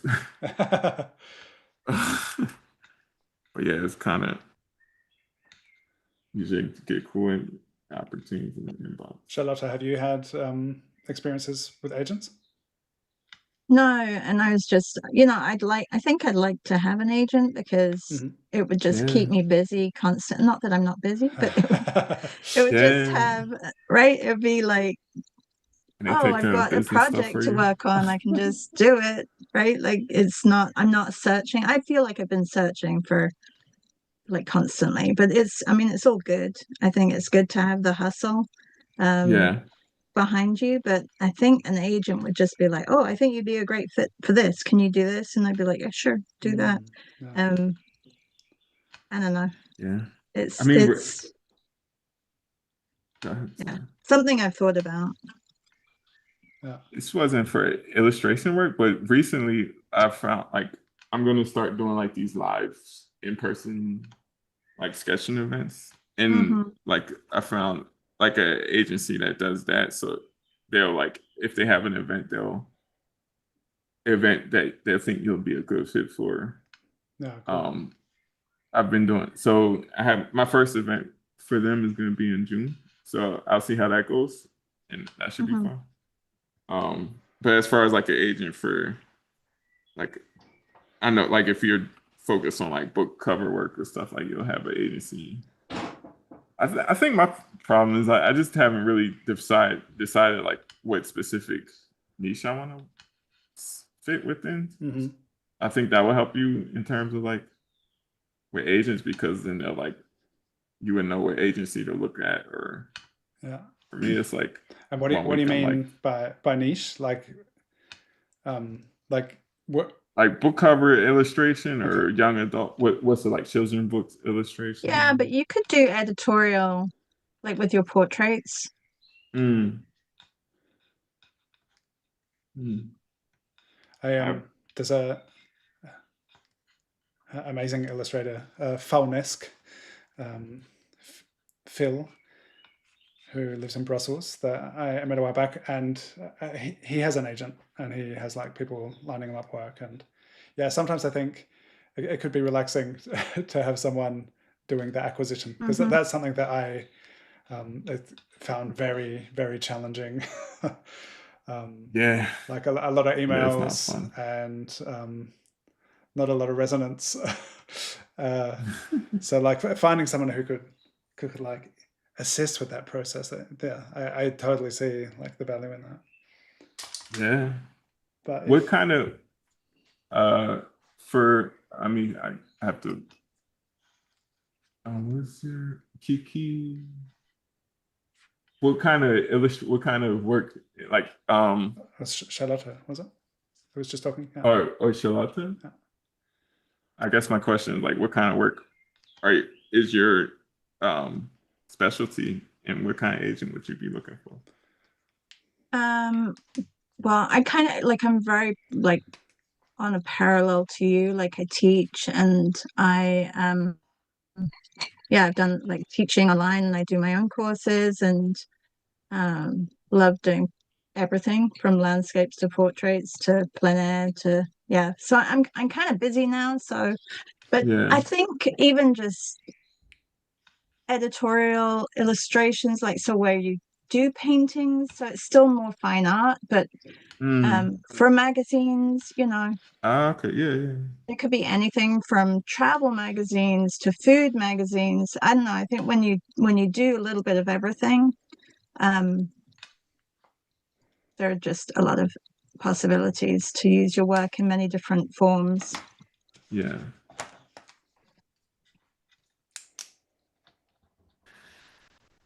Yeah, and that's Yeah, I interesting. wonder. How it could, yeah, that thing, it could be applied to so many things. If there Mhm. if there was someone to help make those decisions, be like, oh, this would fit with this. Yeah. Yeah, And it's more the contracts and all that kind of stuff. Like I wouldn't know where to start if I even got somebody approaching me and saying, "Oh, would you like to do a spread for this magazine?" I'd be like, "Yeah, sure. Okay, how much shall I charge?" And yeah, if at least Yeah. if you have an agent, they're there to kind of guide you and Yeah. You probably can get your rates higher too. I yeah. kind of yeah, I kind of try to look up or like look up what similar, projects with the rates what people have charged for that kind of stuff. Hmm. If it's a bigger company, they come to you with like their budget, which is nice. Yeah, yeah, If it fits within like, if you're willing to do it for that budget, that's the best because it's like I find if with bigger companies they have like higher budgets and they're a whole lot less like finicky. hmm Mhm. Not finicky. What's the word? They're not more chill. What's the right word? Or is it the creative control, perhaps, or Yeah, like that they have certain. it's usually a better experience. At least in my experience, it's Mhm. smoother. Like the payment and all that, everything's because they've done it a lot before, so the system is like a lot smoother to Yeah. work with them. Um, yeah,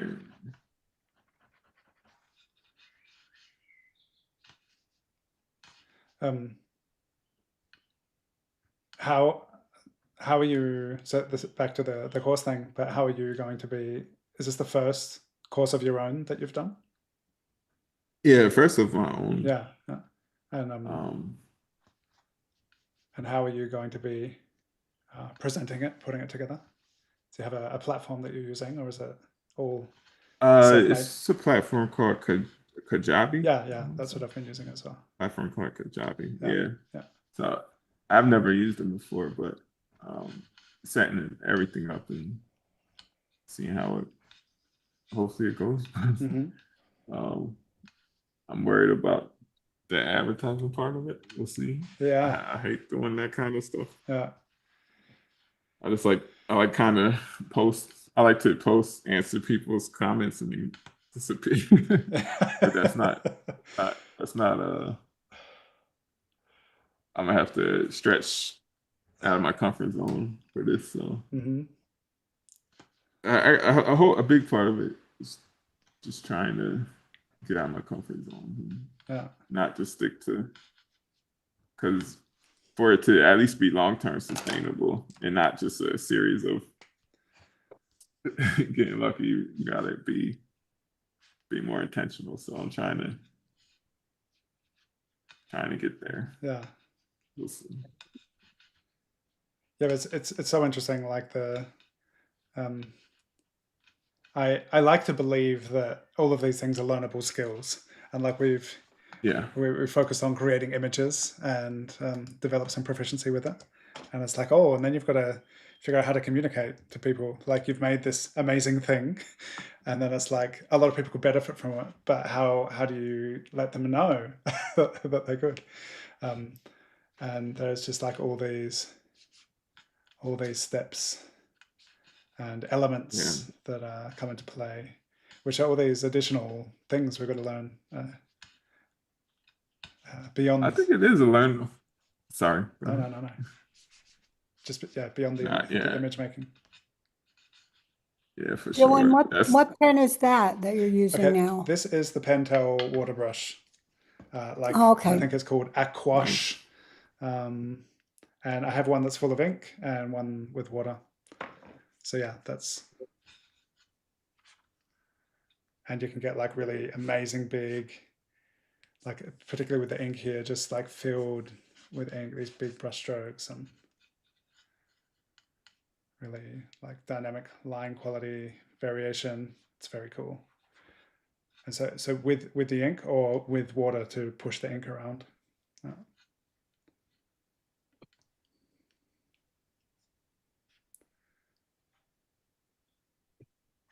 Have you ever been asked about doing murals? Because I'm like, I haven't I haven't been asked to do a mural. I'll be open to it. I gotta find some way to practice. Yeah. Find some way to be able to.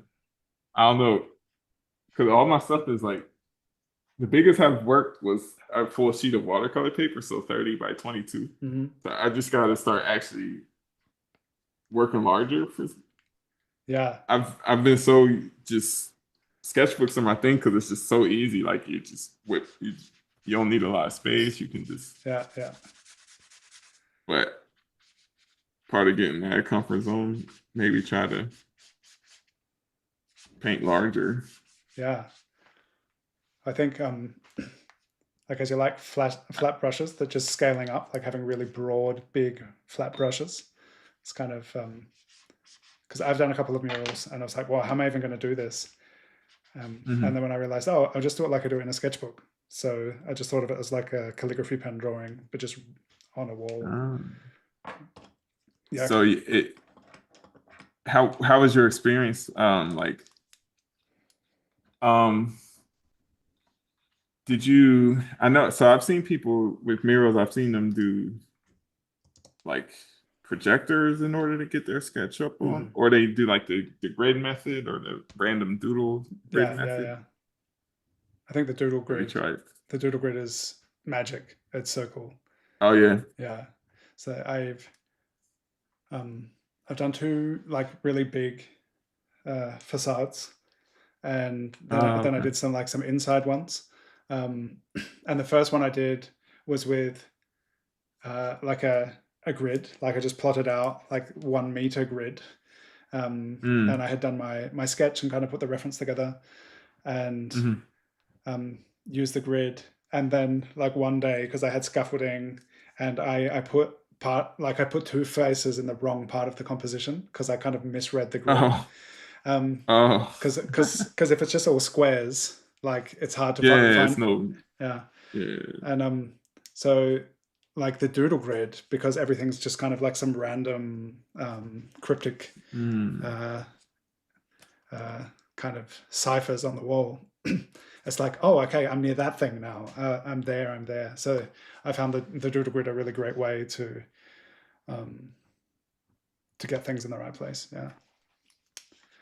And I've not worked with a projector, though I imagine it would be, if you can project at night, would be a pretty effective way to go about it. But I yeah. saw on YouTube somebody using like the one of those VR headsets. Oh yeah. And then you can map your image onto the wall Yeah. and Yeah. draw it like that. And I thought that was kind of cool. Yeah. Oh, I saw something like that. I was like, oh, that would, yeah, because you're just using the VR headset and you just paint what you see, and it's like yeah. you just take your design and then you paint it on the wall. Yeah, it's also like the most useful seeming use of that. VR, yeah, for sure.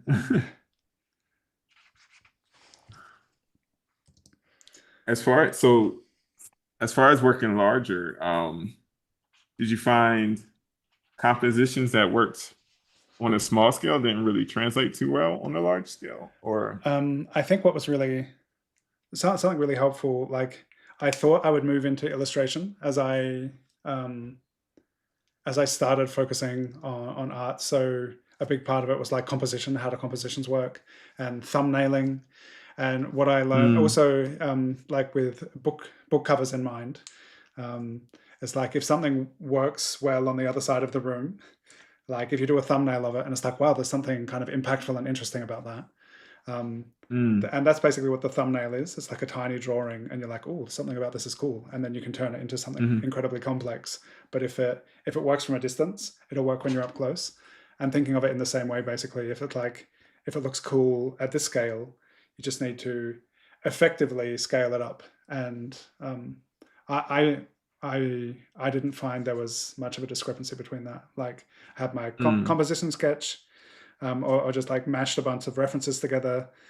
Because the first one I did it in 3 days, and oh wow. And at the start of the week I didn't have the reference yet of the people I was going to paint, and so I started like setting up at the wall, and then people walking past and like, oh, what are you doing here? And I'm like, I'm going to paint people from the neighborhood. Do you want to be painted?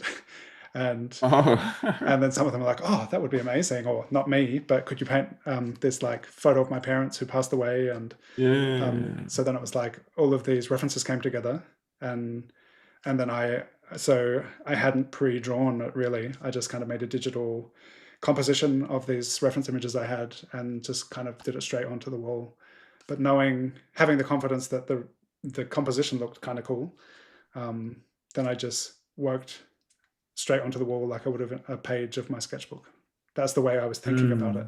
What enabled me to do it in that time frame. That's a really cool idea. Because like the people in the neighborhood are going to be more connected to it. Exactly. Because it's like them and their, people that they actually know versus like just something random. Yeah. And then that's really cool. And the next one I did was similar. And I remember people coming past and like, oh, who is that you're painting? I was like, oh, that's the person from that house. And they're just like, what? Like, it's not like, it's not a celebrity or something. I'm like, well, it's just the people from here. Local celebrity. Yeah, exactly. And so that was a really, I found that to be a really like lovely experience. Of course, there's some people like, oh, I have to look at that person every day. I can't step out of my house and I have to see them. Where it feels like a person that's not really liked in the neighborhood. Yeah. Was it a neighborhood that you lived in? Like, did you know the people? No, not. But okay. No, I didn't know them. But I've kind of become like, I've been back there. There's like this neighborhood, and every year they do like a summer fest, like a party for the neighborhood. And I've been invited back a few times to like do workshops and stuff. So now I've like seen some of the kids grow up. I did a workshop with them last year where we did a mural together, and that was cool because there were people that's like I've known these kids for 5 years now, and be able to come back and be like showing them how to make their own mural and stuff. That was pretty cool. That's amazing. Yeah, so I entered a stranger and have become in some way part of that neighborhood. Yeah. That's really cool. We're getting pretty close to our 2 hours here. I don't know if there are any more questions. Now would be the perfect time to ask. if you have any. I just think this has been really interesting, like doing the same reference 3 times, like with different kind of. Oh, you did it 3 times? Yeah, yeah. Nice. So like started Oh yeah. with this one, and this, and then just kind of. I like that one. That was really cool. Yeah, yeah. And it's nice to like take some time and just let it unfold, see what happens. Yeah, I'm feeling rusty lately. Yeah. Doing it. Yeah. Haven't been doing more like like not more like gouache exercises and not like painting. Yeah. I don't know. Painting for teaching and painting is different. It is. Yeah. It's and that's also really interesting to be like, okay, what is now going to help like convey this kind of foundational understanding with the kind of the long-term kind of hope and trajectory that like once you've got the basics figured out and start to get a feel for things, that you can start adapting and applying it to your own projects and stuff. But yesterday, I wonder if on hand, and maybe just as a little teaser, I'm sure you have a waiting list for your course, right? Or just a mailing list in general. Yeah, I have a link to it on my page. Yeah. I don't have. So but I saw you had something yesterday with these 4 portraits on it. If you want to tease anything, because that I was just doing like, I was basically showing like kind of like the Zorn palette, like showing how many colors you can make with the Zorn palette, and then doing like quick like photo studies with like different. Wow. Basically showing that you can paint any most skin tones that you want with the Zorn palette, which is just black, ivory black, white, what else? Yellow ochre, and then historically he used vermilion, but that's like super expensive. So I have like vermilion hue, which is just basically fake vermilion. But what am I lost track of what I'm like. Yeah. Thinking about like, is this the right blue? I'm like thinking about the paint, but I lost my train of thought. All right. Zorn palette. Basically showing basic limited palette painting exercises and how they can help you at least be a starting point for gouache. Like whenever I start a new medium, I like to start with some kind of limited palette, so I'm not like super invested in that medium. I can start with just a few basic colors and go from there, see if I like it. That was just the Zorn palette exercise I was showing you the other day. Yeah, nice. This palette, I'll probably paint like another half hour on this. Or so. Can I see yours? Yeah, yours is cool. Yeah. It's I could wait a minute in the Zoom. We'll see if this messes up with the stream, but I can switch over. Here we go. Now it's mine is okay. So very nice. How long do you so it's a very different process painting live than when you're like and talking and stuff. But when you typically work on a piece, do you have like a sweet spot in terms of like the duration, like how long you liked to work on a portrait? Probably like between 2 and 3 hours. I kind of like for a gouache portrait. If it's a faster one, maybe less. But I kind of like. I actually like painting on live because it keeps me focused. I mean, sometimes it's hard to talk and paint at the same time, but in terms of like not being on my phone or doing something else, I actually do like painting live because I'm like talking and I look up and I'm like, oh, I made a lot of progress. So I actually do like painting live. Yeah, and that was something like you were doing for a while as well, right? With Twitch or YouTube. Yeah, Twitch and YouTube. I'm gonna get back into it in the next couple of months for sure. I've been missing it. It's been fun. But yeah, definitely gonna get back into it. Nice. Yeah, besides the brain freezes. yeah, the process of just the interaction is something that it's interesting. Like, my last guest here, Adam Rush, was saying that he always works in silence, which becomes a very different, like, focused and introspective focused experience. But I find that conversation while working, it can be like, oh, what's happening with the drawing, like really deep into the conversation topic, and then like, oh, what's happening on the paper. But there's, I really enjoy the interaction, and also I find it super like enjoyable just to like take the time to be like, okay, I'm going to be here, I'm going to be practicing, feel free to draw with me, and then also to streaming has been a very cool thing for me, I think. And this is fun because it's like when I'm streaming, I'm like, I'm reading the text, like, following along with the comments and answering questions. But this is cool because it's like a conversation, so I don't have to keep up with the chat or anything. It's just like an actual conversation. Yeah. Not saying that the other way isn't a conversation, but it's a little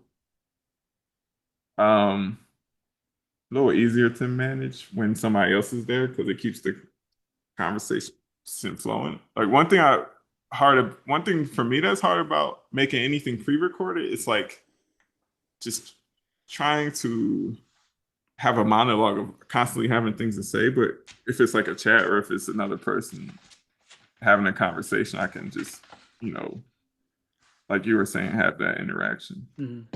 It's much, and it makes the time fly. Like that didn't feel like, to me, that didn't feel like, 2 hours. It felt like maybe a half an hour. Yeah, it's pretty wild how time flies.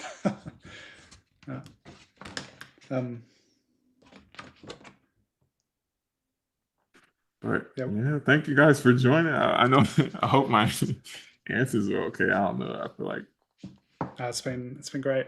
I really appreciate the opportunity to just hang out and make something together. And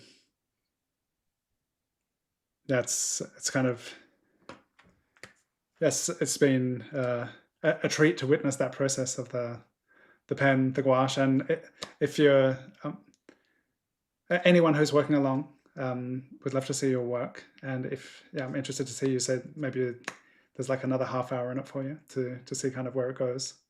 And thanks to everyone in the chat saying, sharing your appreciation. I've enjoyed this immensely.